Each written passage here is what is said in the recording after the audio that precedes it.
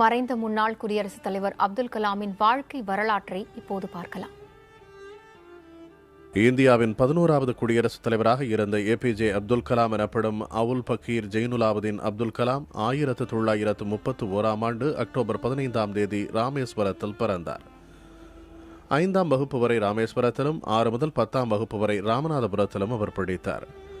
பின்னர் திருச்சி புனித ஜோசப் கல்லூரியில் இயற்பியலில் பட்டமும், சென்னை குரோம்பேட்டையில் உள்ள MIT எனப்படும் மெட்ராஸ் இன்ஸ்டிடியூட் ஆஃப் டெக்னாலஜி கல்லூரியில் வான் பொறியியல் பட்டமும் பெற்றார்.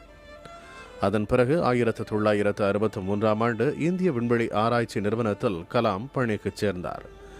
20 ஆண்டுகளாக கேரளாவில் உள்ள தும்பா விண்வெளி ஆராய்ச்சி மையத்தில் அவர் பணிபுரிந்தார்.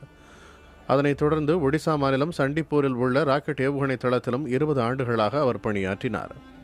பிறகு அக்னி, பிருத்வி உள்ளிட்ட பல ஏவுகணைகளை வெற்றிகரமாக விண்ணில் செலுத்தி சோதனை நடத்திய பெருமையும் அப்துல் கலாமுக்கு உண்டு.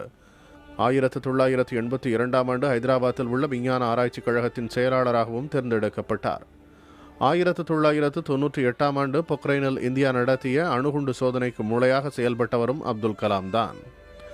1999 நவம்பர் முதல் 2001 ஆண்டு நவம்பர் வரை அவர் மத்திய அரசின் முதன்மை அறிவியல் ஆலோசகராகவும் பணியாற்றினார். இதேபோல் அறிவியல் ஆலோசனை குழுவின் தலைவராகவும் அவர் பதவி வகித்தார்.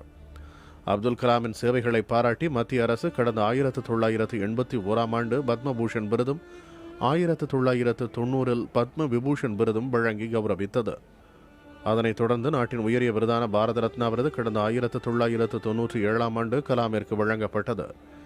இது தவிர 30 பல்கலைக்கழகங்கள் அவருக்கு கௌரவ டாக்டர் பட்டங்களை வழங்கியுள்ளன. 10க்கும் மேற்பட்ட வெளிநாட்டு விருதுகளையும் கலாம் பெற்றுள்ளார்.